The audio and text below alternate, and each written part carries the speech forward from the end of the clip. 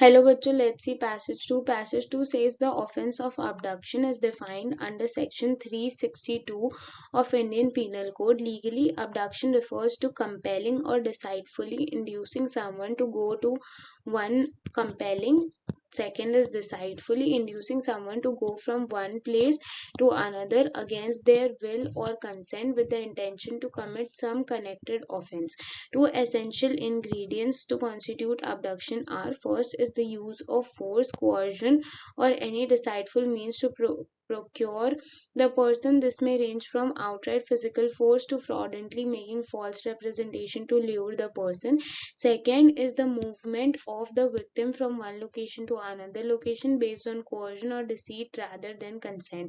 The intention to facilitate the commission of another offence linked to the moving of the victim also completes at the act.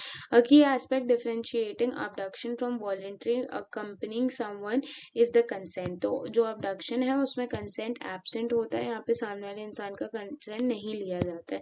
The consent of the victim negates the criminality in the act. For instance, if a woman willingly goes with a man from one place to another, like in eloping cases, consent becomes evidence, so abduction charges do not apply.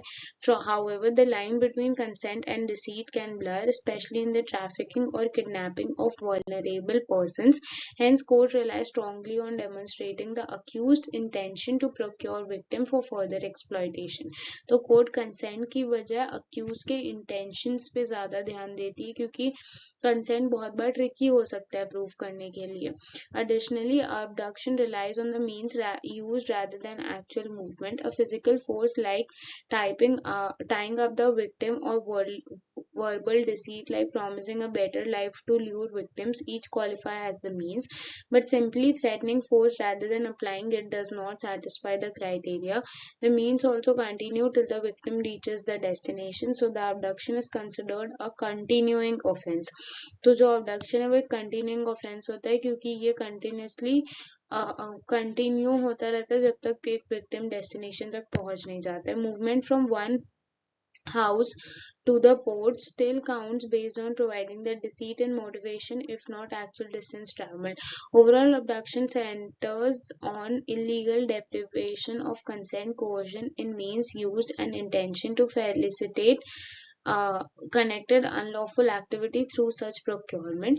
Court analyzes this aspect in determining the guilt and sentencing with higher penalties based on the vulnerability of the victim. Thus, abduction law seeks to uphold citizens' right to liberty, movement without force, fraud, and exploitation. Let's see the questions now. Question number 6 says, according to section 362 of the IPC, what constitutes abduction and how it is different from voluntary movement? A says abduction involves compelling someone to move against their will using force, coercion, or deceitful means with the intent to commit another committed offense. The key distinction from voluntary movement lies in the absence of victim's consent. This is a perfectly right option, because as we have seen in the passage, abduction is when someone moves against their will by the force, coercion, or deceitful means in order to get to commit another connected offense, and the main distinction is on victim's consent that is not present in abduction. B says abduction is defined solely by the physical movement of a person from one place to another regardless to the means used. Consent becomes irrelevant in determining the criminality of the act. This is a wrong option, because all the three statements are wrong. Abduction में movement important नहीं है, even though it might be movement from house to the balcony, it can be termed as abduction. Means is very important, and consent is not irrelevant, though it is given less weightage.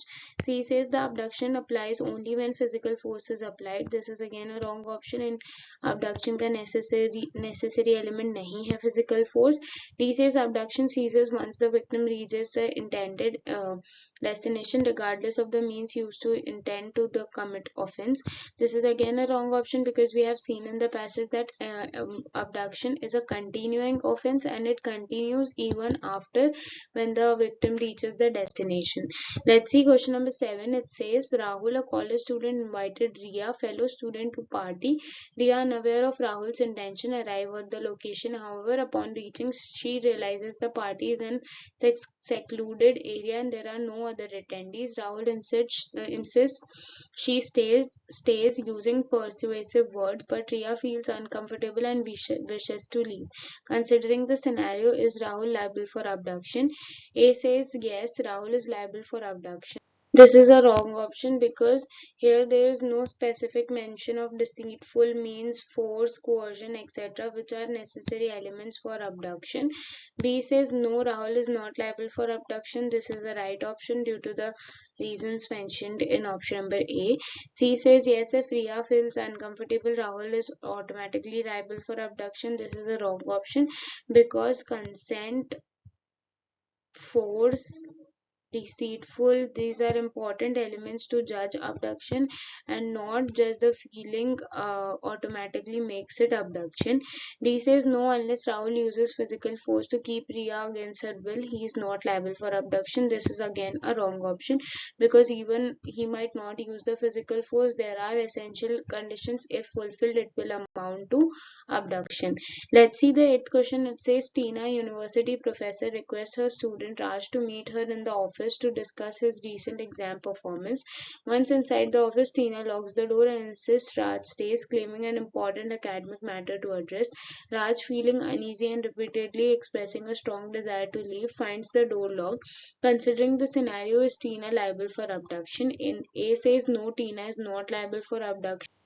This is the right option because a act done by the professor of a university and a act done with the criminal intent are two different acts, and here Tina, as in the capacity of the university professor, might have asked Raj to meet due to the important academic matter and cannot be termed as abduction. But even this can't be termed as abduction if Raj feels uneasy and uncomfortable in the present scenario. This situation should have been reported to the university authorities. B says no, Tina is liable for abduction. This is a wrong option because she is not liable for abduction. C says yes, if Raj feels uneasy, Tina is automatically liable for abduction. She is not liable for abduction, but if Raj feels uneasy, he can surely uh, tell the concerned matter to the authorities. So this is again a wrong option. D says no, unless Tina uses physical force to keep Raj against his will. This is again a wrong option. Physical force is not an essential element. Let's see the ninth question. It says John promises a job opportunity to lure an 18-year-old girl to a distant location and then forces her into prostitution. Can John be culpable of abducting the girl as per section 362? A says no, as the girl was a major and gave the consent. This is a wrong option because abduction can also happen against the major, and here the consent was not given. It was a deceitful act which lured the girl. B says no, actual movement does not constitute abduction. This is again a wrong option. There can be an actual movement, there cannot be an actual movement. There is no such criteria for constituting the abduction. C says yes, as deceit was used to induce the girl. This is the right option because she was deceived and her wrongful consent was taken. She was not known of the scenario, and this will amount to abduction. D says yes, as exploiting girls is a crime. This is a wrong option, although the option is right, but the reasoning is wrong. Let's see the last question. That says Amit asks his friend Sheetal to meet him at the mall to hang out. Sheetal agrees and voluntarily accompanies him to the mall. Later, her parents file abduction charges against Amit for taking Sheetal without informing them. Is Amit liable for abducting Sheetal under 362? A says yes, as Sheetal is a minor. This is a wrong option because just the fact that the person is minor does not make the case as abduction. There are intention that need to be justified while making the act as abduction. B says yes, as parental consent was not. This is again a wrong option because parental consent is not necessary when the victim itself is giving its own consent. So this is also a wrong option. C says no, as Sheetal voluntarily agreed to it. This is a right option because this amounts as the lawful consent and the person cannot be termed as taken away illegally. D says no, as they merely traveled within the mall. This is again a wrong option. Even they might have merely traveled within the mall, but if the other essentials are followed and complied with, this will become the case of abduction. So I hope the passage was understandable. The questions were easy to interpret. All the very best.